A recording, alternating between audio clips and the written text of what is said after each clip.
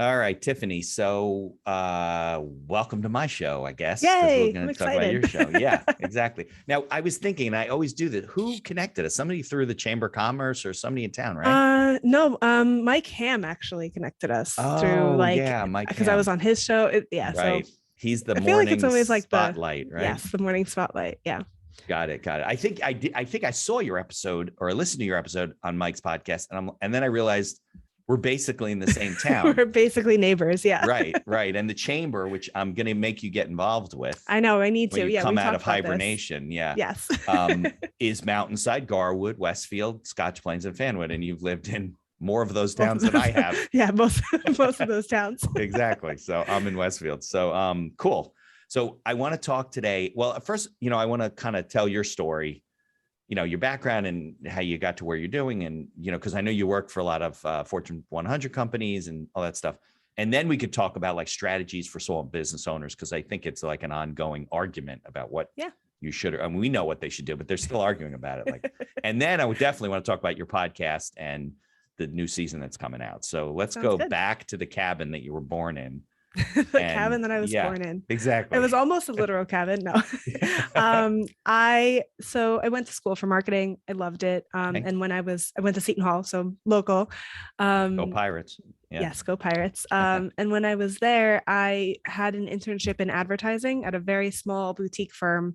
Okay. It was literally me as the intern, the creative director who did literally all the graphics, and the owner who was the account person that managed all the accounts. So it was Got it. the three of us. Nice. And it was awesome because I got to really fully understand like a 360-degree view of what an advertising agency does.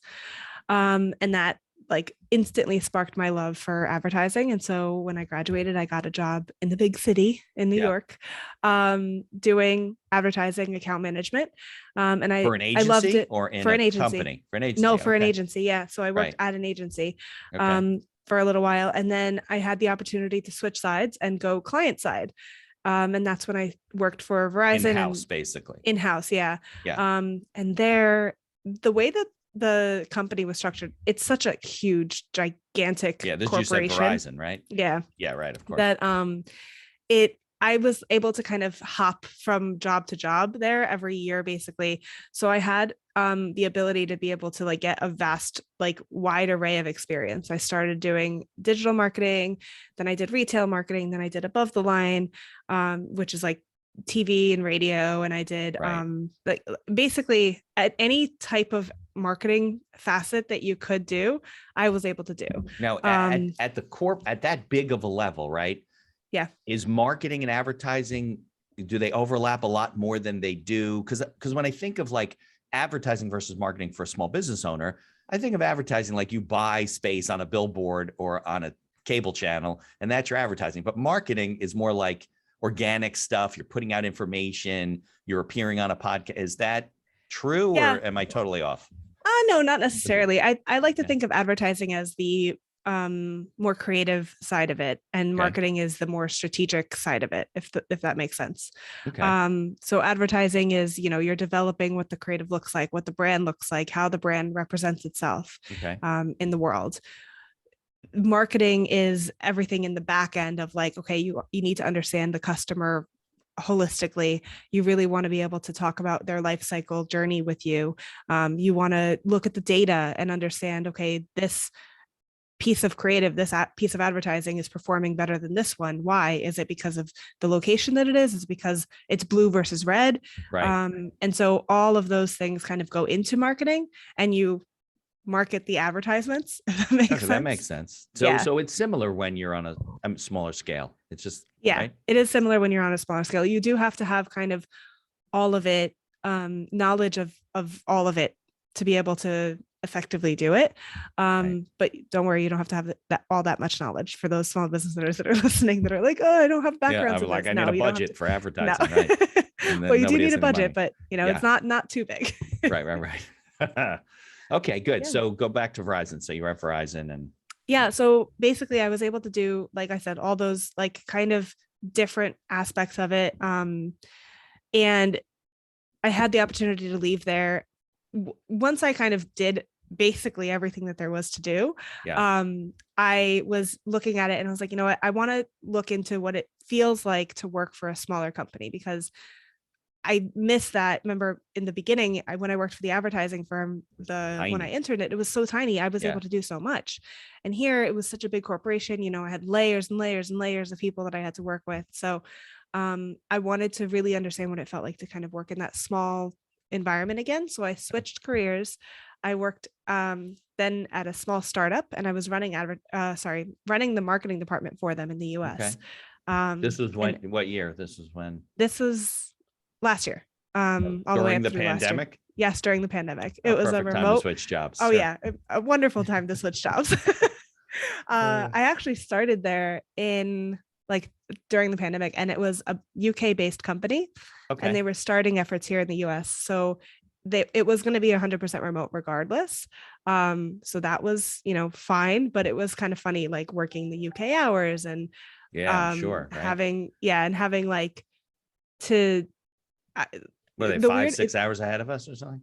Yeah. And I would work like not their entire hours. I would work a little bit on my shift, and they would work a little bit earlier too to kind of compensate. But it was really weird. And listening to people, like I got so used to the British accent that like when I heard an American accent, I was like, where are you from? Yeah, I have friends in London. Funny. I do a group on Fridays, and sometimes I can't understand them. I don't, yeah, you know? Yeah, and it depends on where they're from too. Like some people have much thicker accents, and I'm like, I'm sorry, you're like gonna have to slow it down. Right? Yep, exactly. I don't know.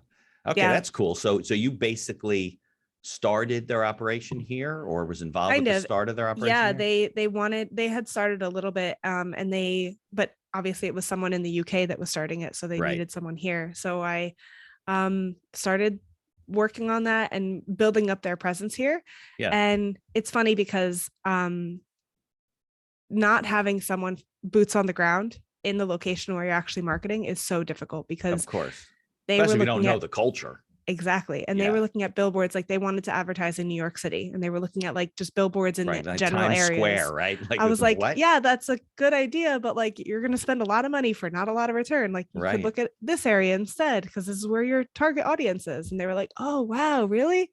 Right. So, you know, being able to like really be here and understand the dynamic of the people that are here and how they're interacting with that product. That's huge. Exactly. Yeah. Well, it's like if you and I tried to do business in Alabama from New Jersey, we wouldn't even know. It's like another world. Well, that's actually the reason I decided to leave that company, that startup, because I'm no longer there. But they started to expand. Like once we got the New York operation up and running, they started to expand elsewhere, and they were wanting in the country, and they wanted to go to Chicago, Illinois, you know, some other places in the Midwest too.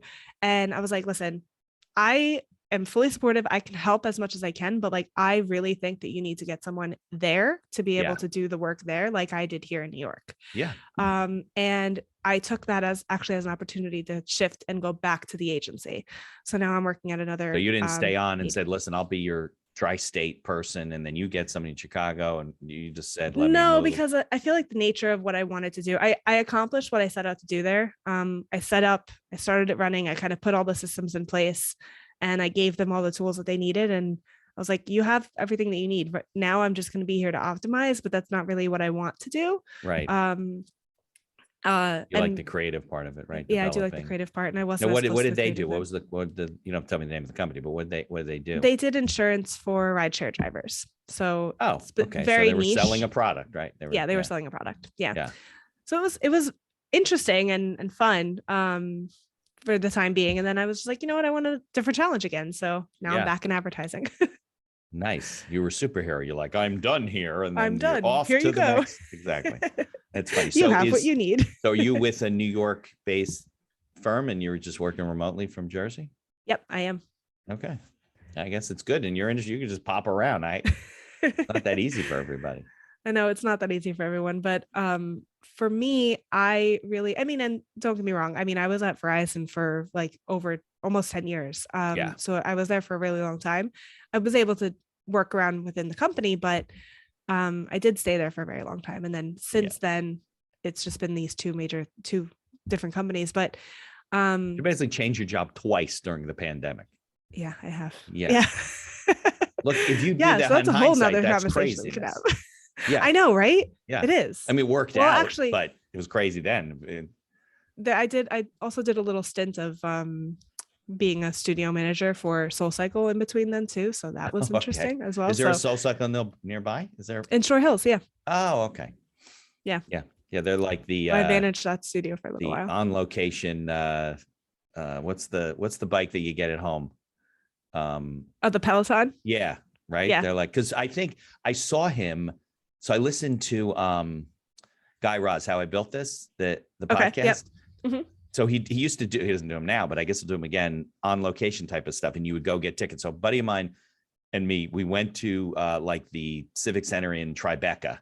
And the interview was with this guy, John, I think his name is, who started Peloton. He was talking about the whole thing. And they had a deal with either Soul Cycle, with the other one, like Flywheel is the other one, I think. Yep. And they had a deal to do this with them. And like they pulled out last minute. Oh my and gosh. left him hanging. And then he continued to raise money. And obviously they're doing okay. Hey, but I've got a Peloton here, so I love it. yeah, exactly. But he did great. It's funny, Soul Cycle. So I didn't realize that there's one in Short Hills. I think of them all like in New York City, Chicago, Miami, you know, not like suburbs. Yeah. Well, I think we're one of the only ones. I'm not. In Jersey?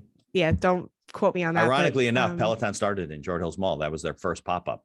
That's crazy. I did not know to test that. the idea. And they were like, Oh, can we that's so sell funny. one a month? And they sold like one a day or something. Wow, that's ridiculous. crazy.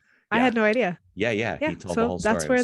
That's where the Soul Cycle is too. So nice. So you're just managing that, and then you get to use the Soul Cycle for free.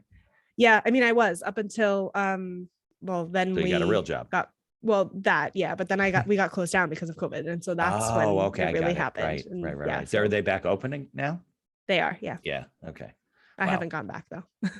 Okay, so if we went back to the beginning, you said, this is what I'm going to do. I'm going to change my job 2 times. People would be like, you're crazy. What are yeah, you right. about, you know, you're like, why would you ever do that? Like, right. Especially during these crazy times. And I'm like, you know what? Life is short. If anything has been proven to us, it's that life is short. Yeah, that's and why am I going to spend time doing something that I'm not all that fulfilled doing? And so it's actually also the reason I started my podcast, was because I was like, I need a creative outlet. I need something that I'm going to do and put my heart and soul into, that's mine, and not like working for the man and working for someone else. So that's also why I started doing like that little side project of my podcast. So okay, so we'll talk about podcasting. We'll give people suggestions about getting started. Yeah, but let's talk about some of the marketing things that you think that small business owners do, you know, wrong, and maybe some things you've seen them do right.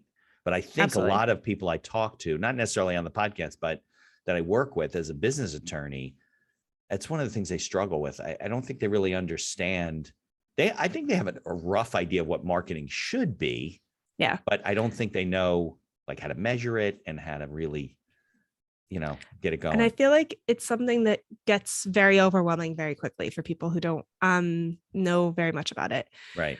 The best thing and the best advice that I give to anyone that I talk to, small business or not, is think about the life cycle of your customer. And I keep coming back to that because it depends on what you want to get out of the customers that you want to reach.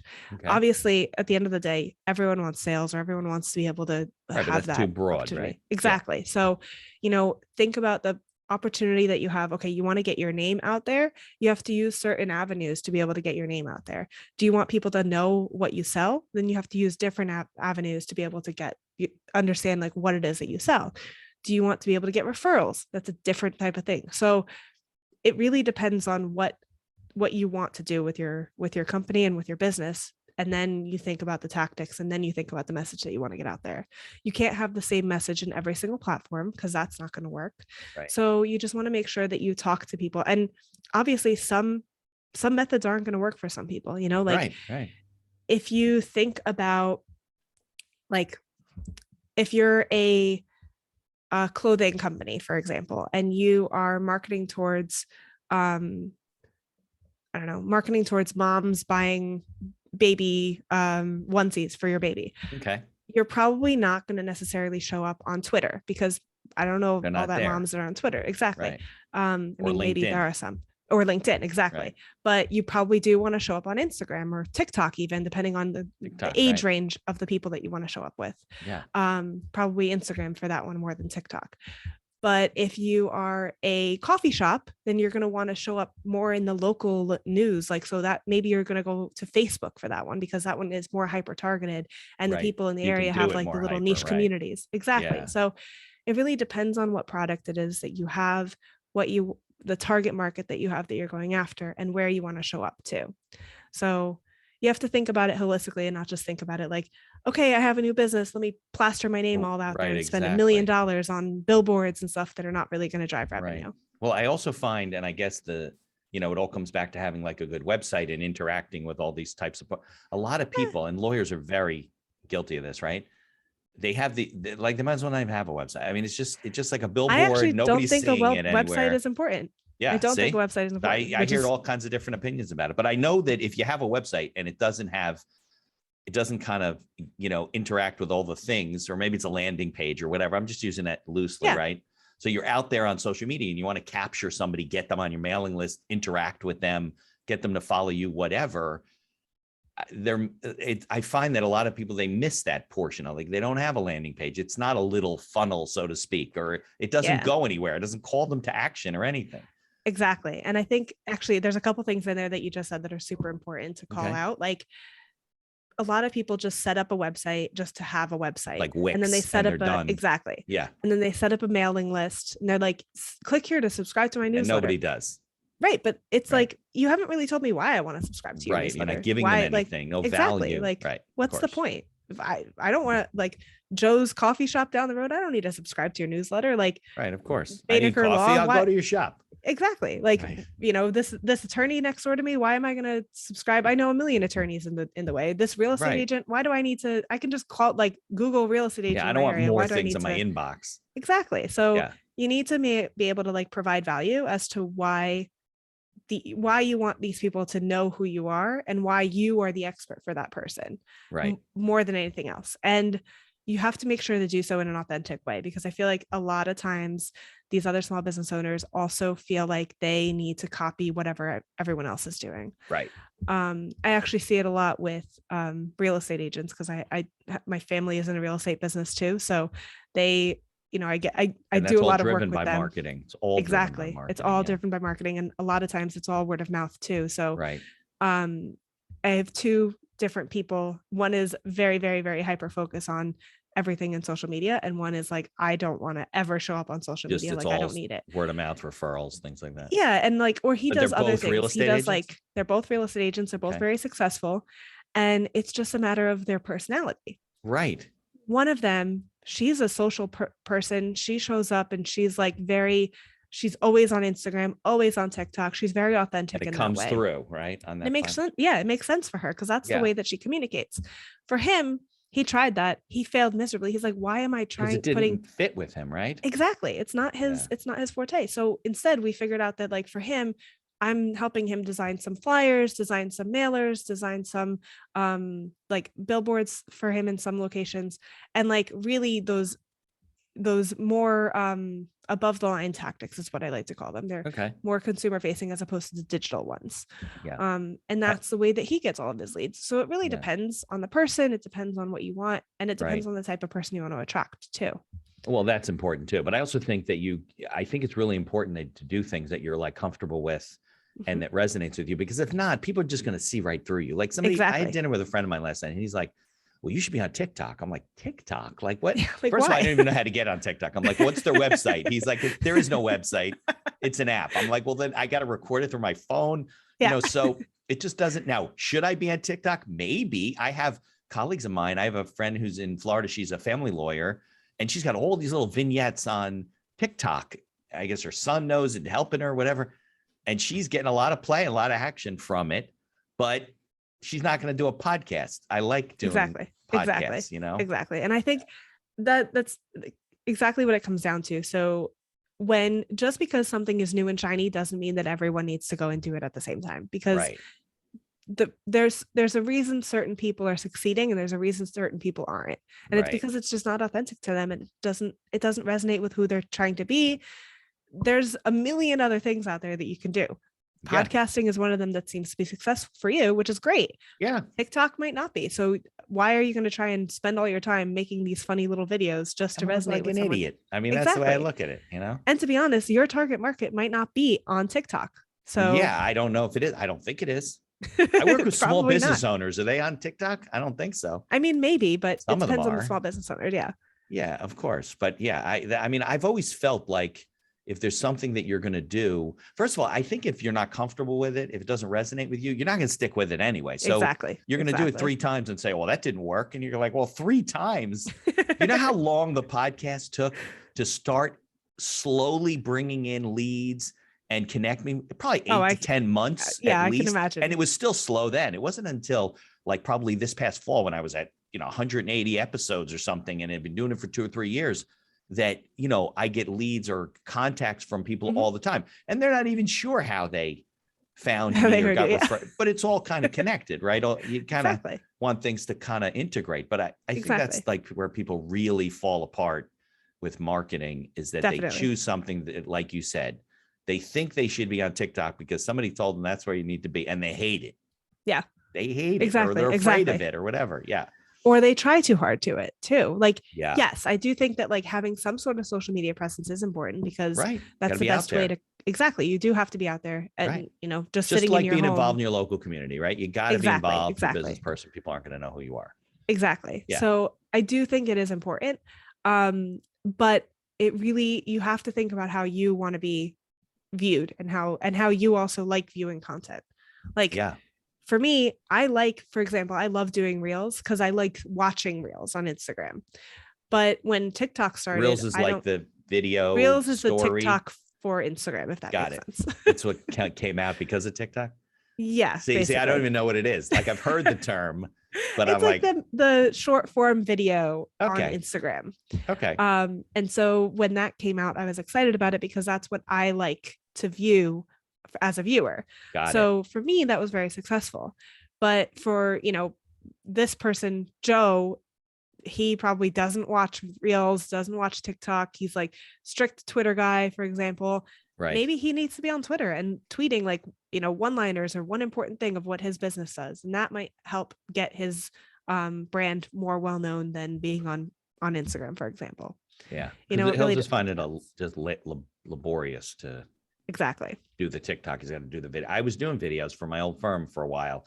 I think they were boring too, but so it was so labor intensive. I was coming in on Saturdays and Sundays. I was wearing a suit, or at least the top of a suit. I was setting up the thing and making little scripts, and it was just too much for me. I couldn't, so I think you got to do things that are like, what's the word?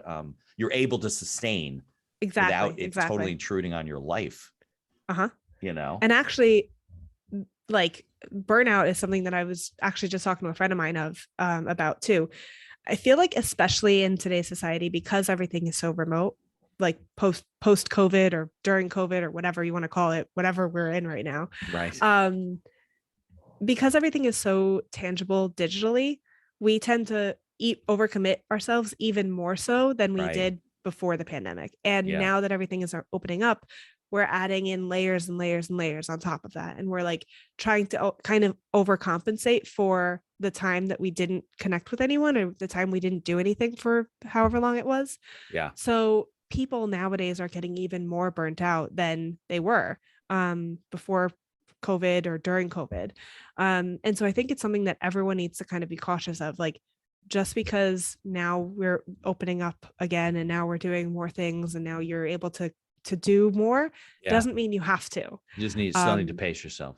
Exactly. Yeah. And even I think as a small business owner, especially, that's something that gets it's easy to overlook, because you're like, I need to do all the things, because if I'm not doing them, that directly affects my bottom line and directly affects the revenue that I bring in. Right. But at the end of the day, like, if you end up hitting a wall, and like, you will crash and burn, and then it'll be worse. Exactly. So of course, you need to like kind of protect yourself, protect your peace, protect your creativity too, because obviously as a small business owner, you do need to be creative. You need to usually they want to. That's why they avoid all the financial stuff. Then nobody likes that. Well, that's they want true. to do the creative stuff.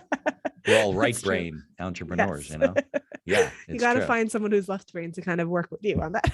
You need a bookkeeper. Yeah. Yeah. Well, I find that people, if they don't do things, regularly, right? We know that's important, but that they could like, and sometimes it takes a little education, but they can automate some things, Yes. So they don't have to be so overwhelmed, and it doesn't have to happen. I was talking to somebody else the other day, and they're like, yeah, we have a marketing person. It was a lawyer. We have a marketing person now, and we try to put on, social media like every day and whatever. And I go, every day you're posting things? I mean, I was doing 2 episodes a week for the podcast because I had so many episodes, because for 10 months I had no clients. They're all in hiding, Yep. But then I got to the point where I said, oh my God, this is too much. Now we do Fridays only, which is still a lot. There was a time when I was doing once a month, but I said, listen, you're not gonna be able to maintain that pace. Exactly. Because you need content all the time. And what are you doing? So exactly. And that's actually something, especially for small business owners who are trying to show up on Instagram or on social media, they run out of content ideas super quickly because they try, like, everyone hears about the algorithm saying like, you need to post every day, you need to show up every day, you need to do this, you need to do that. My response is no, you don't. Right. Just ignore that. Especially, you need to show up however often it makes sense for you to show up. Right. If that is every day, maybe it's a matter of like, I keep going back to the coffee shop owner, for example, but maybe it's a fact of like you literally showing like you're physically there every day at your coffee shop. Right. Show yourself opening people up. come into your shop every day. People exactly. don't call their lawyer every day. Do like a picture of a one of your coffees every day. That's the new fine. Special roast of the day or whatever exactly. it is. Yeah. Right. If That's you're different. a lawyer, for example, maybe you want to show up twice a week and you'd give like a quick tip on a Tuesday of something that pertains to whatever it is that you're doing. And then maybe on a Thursday or a Friday, you show up and you do like give a glimpse into who you are as a person, because I do think that is also very important. A lot of small business owners don't. Good to say. I was doing like a 15-minute legal update every Thursday morning. And well, first I started the pandemic and I was like, oh, I'll do this for like 6 weeks. And then, everything will be back to normal and we'll be back in our offices and the world will be good. And then I realized I better put a shirt on because I'm in my underwear, and it was not changing. Right. So then, but it got to the point where I just couldn't do it anymore. I was getting so stressed every Thursday morning about what the hell am I going to say today? Like at the beginning, it was easy. I had a lot to say, but after 8 weeks, 10 weeks, I don't know. Well, and here's something that I also advice tell from Tiffany. So this is good. Big advice. Okay. Repost things. Say things. I should do that. I should repost now. I have all these videos. They're sitting there in my YouTube thing. That's why I should get it going again. Maybe once a month. There's no need. People forget. People have a very short attention span and a very short memory. They don't remember. Right. And actually, repetition is a good thing when it comes to people's memories. The only problem is every video says it's Thursday, March. Edit that out. It's fine. Yeah, exactly. I can't even edit videos. That's why I put them up on YouTube raw, because I don't like audio's easy. The video, you get the video, you get the audio, you get this, that. It's just like a nightmare. I don't know. See, you outsource someone one time. You find someone on Fiverr or something like that to cut down all those videos. And Upwork, right? All those websites. And that's the thing. Like, you just have to, talking about marketing spend too, or spend in general, understand like you don't necessarily need to hire someone to do all your marketing right away. You can hire someone as a freelancer to help you set up a couple systems and give you some tools and tips that you need to be able to do it on your own, and then send them off on their way. That's not a big expense right away. It might seem like a little bit more upfront, but think about it in terms of the long term. They're giving you the tools that you need to be able to do it. You don't need a monthly budget forever. Exactly. Yeah, definitely scares a lot of people away. They think, or like if you can't design a logo, or if you can't do, create a postcard and you want to send out these postcards, hire someone to do it. Look up on Fiverr. There's a million other websites out there that are able to do it. Isn't there a website where you can do like a logo contest and offer like, I don't know, $150, and then they all submit it and they make a little bit of money? And there's a ton of those. The one I'm thinking of is Behance, but there's a ton of them that are out there that are able to do that. And you pick the winner and you give them a little bit of credit for doing it, but ultimately you get something for cheap that would have cost you $1 million, or would have spent so much time to be able to do on your own. Don't think of what you're good at and stick to what you're good at, and outsource the rest of the stuff if you can. Yeah, definitely. Or lean into friends and family, or friends of friends. Like that's the other important thing to do. Right. Use your network. Well, I Yeah, think that the really successful business owners that I know, the good startups and the entrepreneurs, they are always asking. They're asking their friends. They're asking their customers. They're constantly, what do you think of that ad? What do you think of this? What would you think of?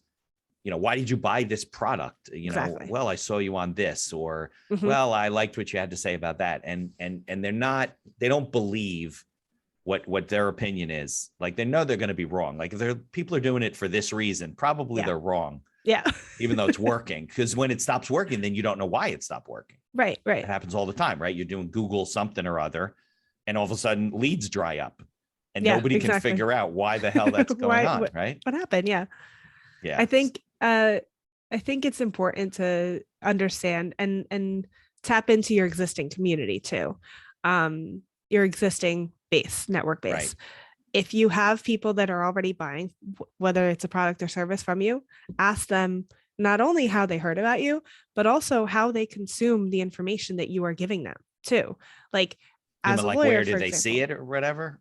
or say like, do you think that it would be valuable if I gave you a newsletter with like these legal tips for small business owners? Yeah, And that's a good if question. the people that, because they're already coming to you, so Right. presumably they like your services, like I hope. otherwise they wouldn't be coming to you. Right.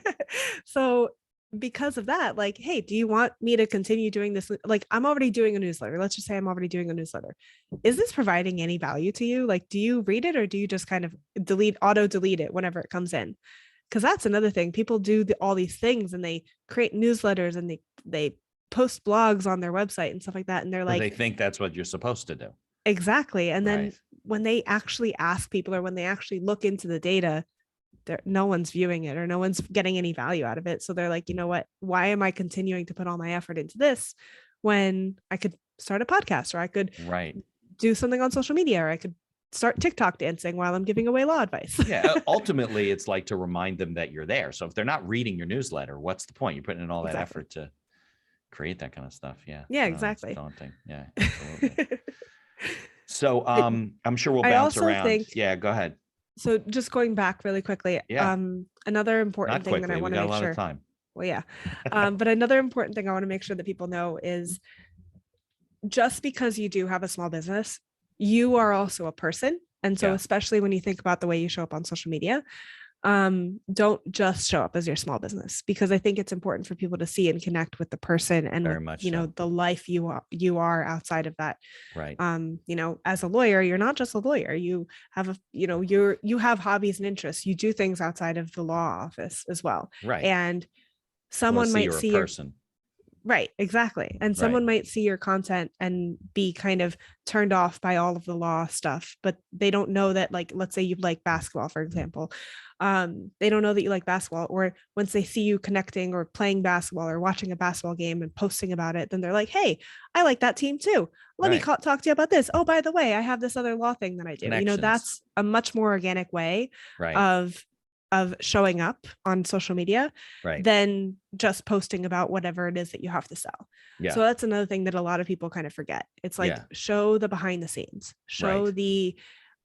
the person that you are. This one girl, I use her as an example all the time because it was very interesting. I was able to connect with her when she just started out like a small little Etsy shop selling like stickers, I think it was. Okay. And now she had like maybe 150 followers on Instagram. Right. Now she has well over 100,000 followers. Yeah. Well over. But it took like, a while, right? no, it didn't. No, she For got her, it viral took, or something. yeah, well, for her, it took like, I want to say like 6 months, 6 to 8 months. Now, granted, Okay. I'm not going to say that this happens for everyone, but Right. it does happen pretty frequently. But the reason is because she showed up every morning. She like, showed up on Instagram stories. Hey, good morning, guys. I'm going to start my day with my workout. I'm going to go for a run. I'm going to do this. I'm going to do that. And then I'm going to talk to you guys later about what it is that I'm selling. And then she showed herself actually packaging the stickers, creating them. She showed the behind the scenes of all the work that went into it. And that turned into people connecting with her because they worked out in the morning as well. Or they liked the way that she designed the logos Yeah. or the stickers. They liked, Resonated knowing with them. how she was able to go from her house to the post office to mail the things and chit-chatting with the post office lady and knowing that like on Sundays she went to church with her mom, like all this stuff that they got to learn about her Yeah. just because she started sharing a little bit more than here's a sticker that I'm selling. Here's this sticker that I'm selling. Here's this sticker that I'm selling. Yeah. And now she's turned that into like this major boutique. She sells all these clothing and all these accessories, and Right. it's really exciting for her. But it probably was like this and then ramped up. It wasn't like she got 10,000 a month from the not at get-go. all. Not at all. Right. It was like 100, maybe the next day it was 100, or the next month it was 150. Maybe Right. the next month it was back down to 100, because that's also the reality is growth People is not unfollow you, linear. right. Exactly. Like every day, I, for example, haven't posted a whole lot in the past couple of months because I've been between seasons. Right. And I finally go back online. So obviously, like, you know, when you don't post, your growth is steady. Static, People right. don't. Yeah.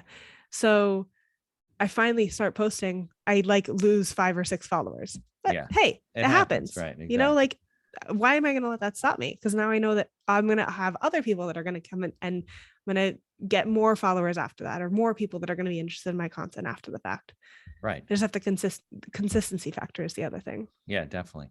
I think people though forget that maybe there's some things that they like. There's some things I would never comment on or post about, because I have people that are, you know, I have conservative clients and I have liberal clients. Of course. Yes, absolutely. And I have had attorney friends, some of them have worked for me, where I'm like, we got to close your account. Like you start in these like Twitter wars or these tweets, or you're, you know, going back and forth on Facebook Messenger, and you're like it's affecting your business. Yeah. In a bad way. It's a balance. It's definitely a balance. You need to find that balance. You absolutely need to. Me, for example, like I mean, you can see him in the background, but you can't really see up close.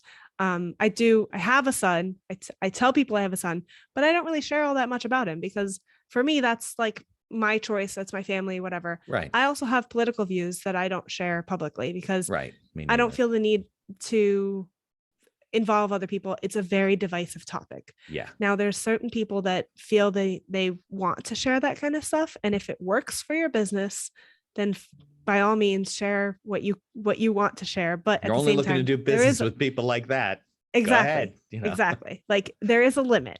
So understand the balance of sharing. There's also a difference between personal and private too. Something that I get into with some of the people that I work with. You can share some of your personal life, but you don't have to share your private life with them. Yeah, good point.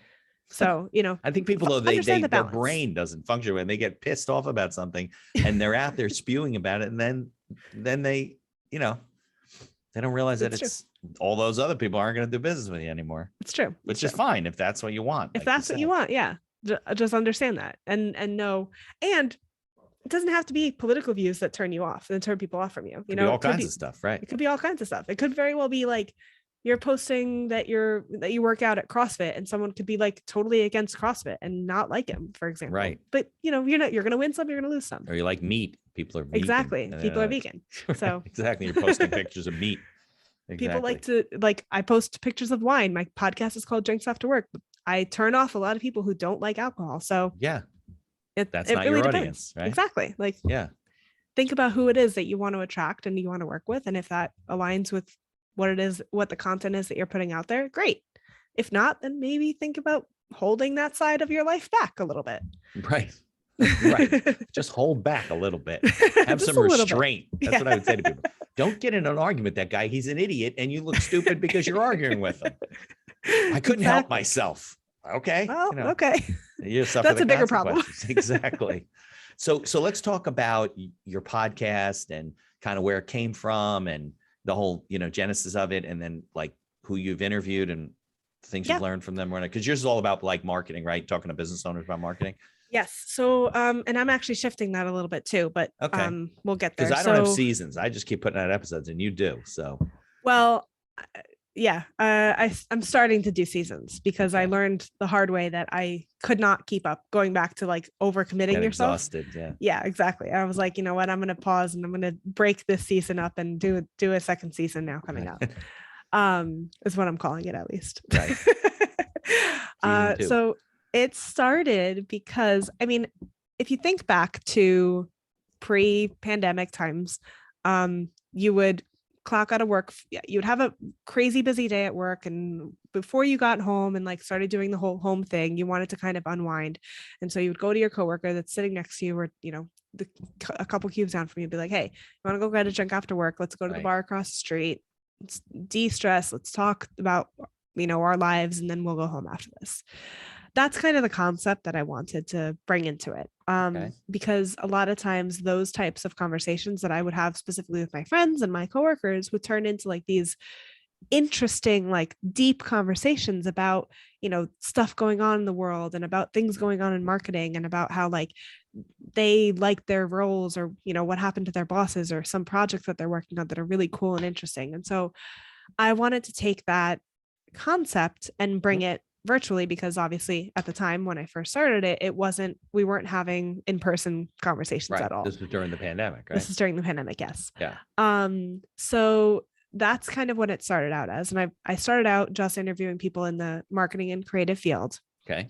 And really understanding like what it is that they're doing, how they got started in that field, because I think that that's really interesting too. Some people, they know their whole lives that they're going to be a creative person and they're going to be like an art director or they're going to be a photographer. And some people kind of stumble into it. And just because they happened to be at the right place at the right time and someone gave them an opportunity, they were like, you know what, this actually sounds really interesting, so let me do it. Yeah. There's a need. Like there's a friend of mine who he started out as a photographer and now he's doing video and he's doing graphics and he's doing 3D and all this stuff. And it's just because there was a need and he was like, let me try. And because of that, he's now developed into that something completely different. So you hear noise in the background. I think they're doing construction in the bathroom behind us. Oh, I actually don't hear anything. So you don't hear anything? Perfect. No. Okay. It's a loud noise. Only I can hear it. That's good. Yeah, that's fine. So I have good equipment. I put my dog to sleep. Yeah, you do. My dog used to bark during all my podcast episodes. That was a fun thing. She's good now. You didn't literally put her to sleep. No. She's asleep at my feet. I right needed now. to be quiet for my podcast, so I killed my dog. Sorry, guys. Did not kill my dog. No, I mean I can show you her if I tilt the camera down. Oh, that's funny. Okay. No, meaning like I tired her out before I joined your podcast so that she would be sleeping during it. That is so funny. So that she wouldn't bark. Okay. Oh boy, that's so funny. Oh man. But yeah, so the types of people I have on there in season 1 is mostly that is all like I have someone who's a photographer, someone who is a brand strategist, market researcher. I had, a videographer. I had someone who's an influencer marketing. So what a well-rounded group of people that I had on there, but everyone was tangentially involved in the marketing and creative field. Right. And while I think that is where most of my forte and where most of my content is still going to be, especially as we get deeper into more and more seasons. Yeah. The other thing that I was thinking about it is there's people out there who are working in regular fields. Yeah. Non-marketing fields that are still creative and are still doing creative and marketing things. Yeah. So now with season 2, I'm continuing that, but I'm also going to be talking to people like chefs, lawyers, real estate agents, coffee shop owners, small business owners, and really understanding the creative side of what they do. Yeah. And having those interesting conversations with people about who they are, how they started, what they're doing, what creative work they do, what marketing they do, and how that all kind of lends itself to one another. Right. All with happy hour style. Yeah. You get your guests drunk and then you can talk to exactly. Now, if you see any guests that have been on the podcast and you want to connect with them, let me know. They're always excited. Absolutely. Yeah. Absolutely. Meet different and people. same thing. We do the whole networking thing. I love, that's another huge aspect of why I started the podcast is to develop like this network of people to be able to tap into and be able to like connect one to the other, because a million people, for example, and I know a million people, but maybe, well, I know, but I'm maybe just throwing that name out there. A lot of people. Right. I know a lot of people. We probably have some people in common, but we probably also know people that have nothing to do with each other, of course, that might end up knowing each other or being able to help each other in some way. So it's the power of connecting people, I think. Absolutely. So I think it's important. Yeah, absolutely. All right. So do you remember when you got started? Like, because people always ask me this. How? Yeah. Like, what did you do? Here you are, you're sitting there going, okay, I'm going to do a podcast, and you have no idea, except you could listen to them on your phone, right? Correct. So I think we started talking about it before we started recording. Right. I originally thought that I wanted to put like marketing content out there via a blog or something like that. And I started doing that, and I absolutely hated it. I was like, this is not entertaining at all. Yeah. Right. Exactly. I was like, I don't really want to do this. So then I was like thinking about it, and I like listening to podcasts. Yeah. So why not create one? Right. So I looked into it. I understood that like you needed a host in order to have all your episodes physically go out into the world. And I knew that I needed a microphone. And those are the two things that I figured out. Okay. So you need a way to record it. Yeah. And exactly. some way to get it out there. Yeah. And basically, the microphone that I originally started with was a loaner microphone from my brother, who's a musician. Okay. Oh, that works. Yeah. So he was able to give it to me, or give me like a microphone that he wasn't using. So I didn't have to spend any money on that at first. Now I have my microphone that I like better, but that's besides the point. I had the same and thing. I Googled like free podcast hosting platform. Yeah. And I found this one online that you could record online and that it automatically sends it out to the universe. Was it Anchor? Yes. Yeah. That's I didn't start with Anchor, but yeah. Well, I started with Anchor for a second, and then I went and was like, well, this is free. This must not be good. So I found one that I paid for a little while, Buzzsprout. And then now I'm like, why am I using this when I actually get just as much? Now that I know a little bit more about it, I'm like, I'm going to go back to Anchor because I get the same thing out of it than I did with Buzzsprout that I'm paying for. So I might as well use the free service. So right. So you're still on Anchor. Yeah. That's funny. So it's funny how that works. But I tell people you don't need to overcomplicate it. Right. All you need is somewhere to record the episodes on. Right. Something to physically record, like a microphone to physically record it, and a platform to be able to press publish. When you upload it. Exactly. And then they'll send it out. Right. And a good voice. Nice voice also helps. Yeah, voice definitely helps. And a good microphone helps your voice. Like when I first started, we were using these crappy USB mics, and I had to clean up the sound. I mean, if you hear the early episodes, definitely you can tell the difference in the sound. But it was the same thing. I didn't know what Anchor was at the time. I really didn't know anybody who podcast. I found Podbean, which I still use.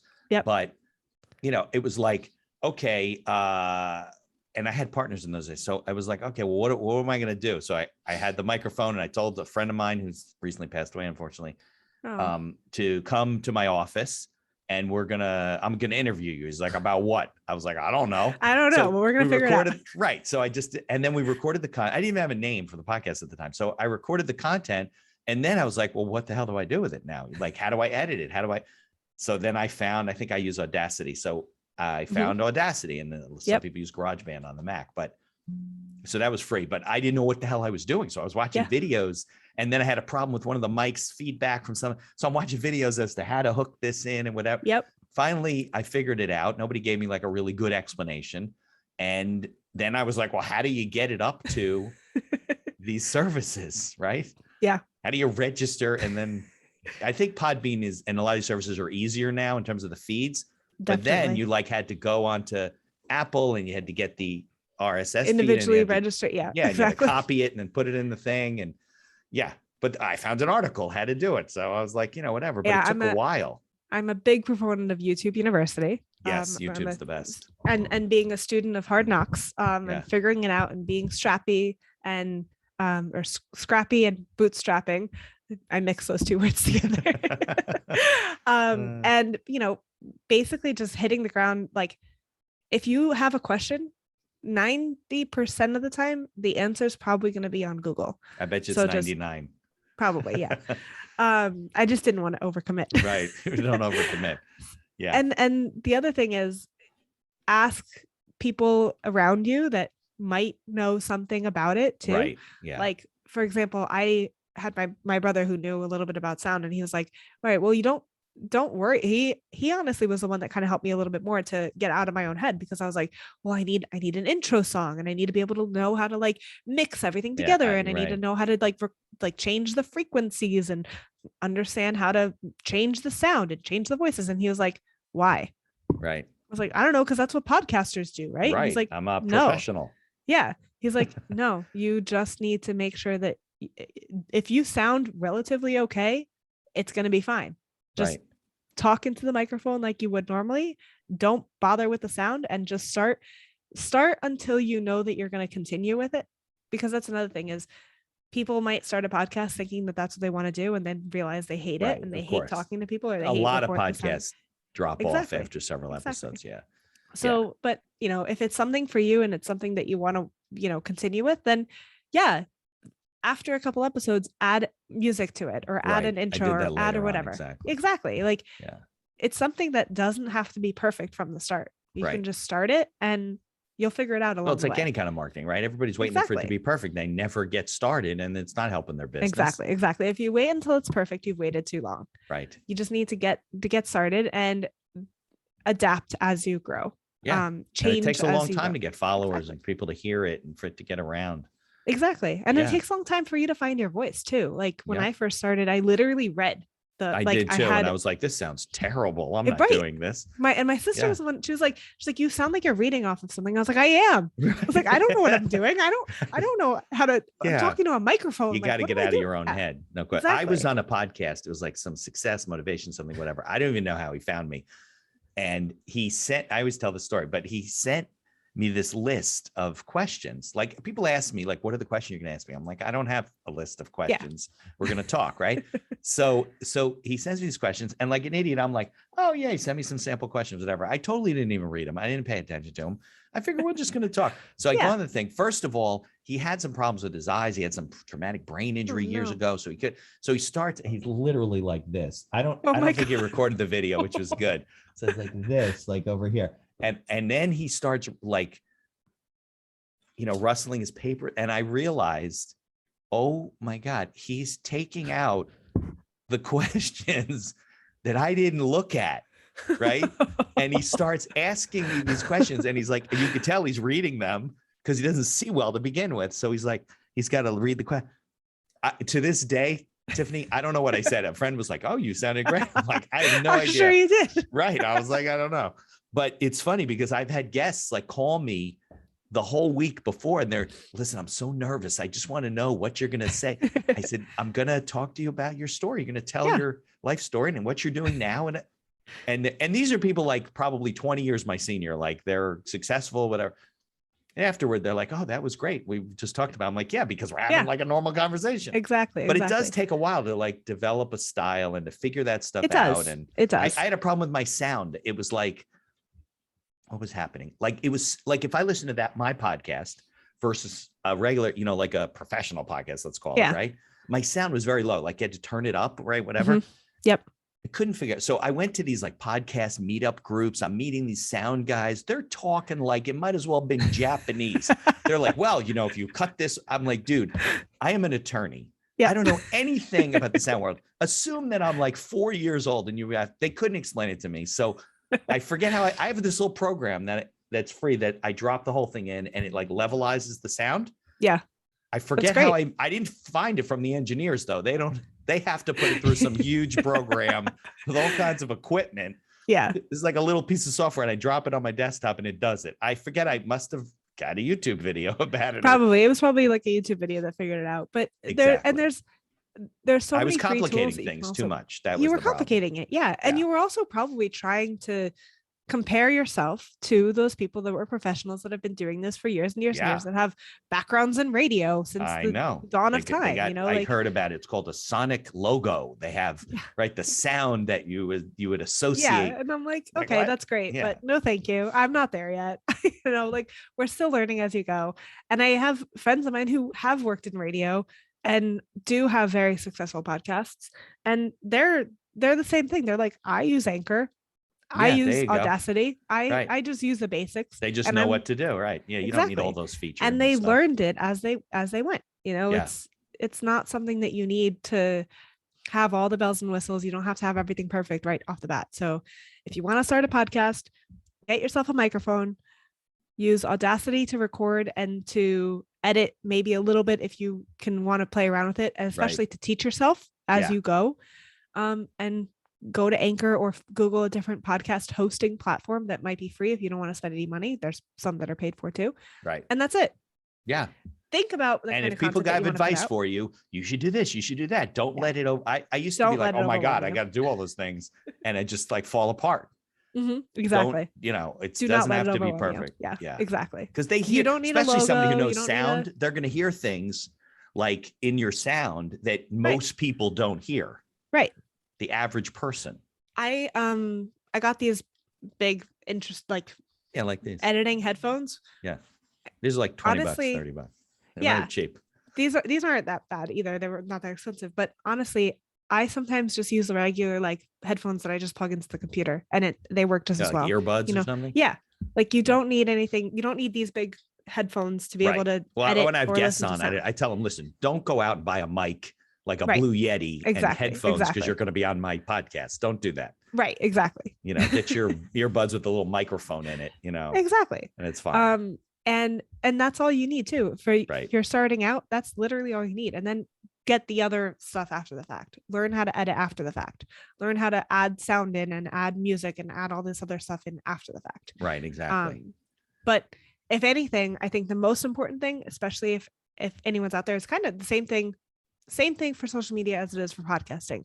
Focus on the content. Focus on what it is that you want to say and what it is that you want, the stories that you want to tell. Because your sound could be the best sound in the world. You could have the most expensive but it's crappy equipment. Stuff. Nobody's gonna listen. If no one, if it's boring, no one's gonna want to listen. Doesn't matter how good it sounds. Exactly. So, but if you have something super interesting to say, the sound does not matter. Right. I mean, it does to a certain extent. It can't be inaudible, but yeah, if it's okay to listen to, people are going to listen regardless of how amazing the sound quality is. So, absolutely. The content I think is the most important thing. I appreciate it. We're running out of time because I literally have a podcast at 11:30, and if I don't get off, I won't too, download fast enough. You're good. Right, because my computer's slow. But when's the second season of your podcast coming out? Next week, actually, March 1st. Okay, so by the time this episode's out, you will have already had some of the season out, so people can tune in. It'll probably be like in May or something, or April. Sounds good. Yeah, so it will be out there. You can listen to it now anywhere you get your podcast. Wherever you're listening to this podcast, go and find the Drinks After Work podcast. Fantastic. So we'll put links in the show notes. Tiffany, I can't thank you enough. Can't wait to see you at the Mitch. next It's been so great. event that we have for the chamber. Yes, absolutely. And it's Friday, so have a very nice weekend. Yeah, have a great weekend. You too.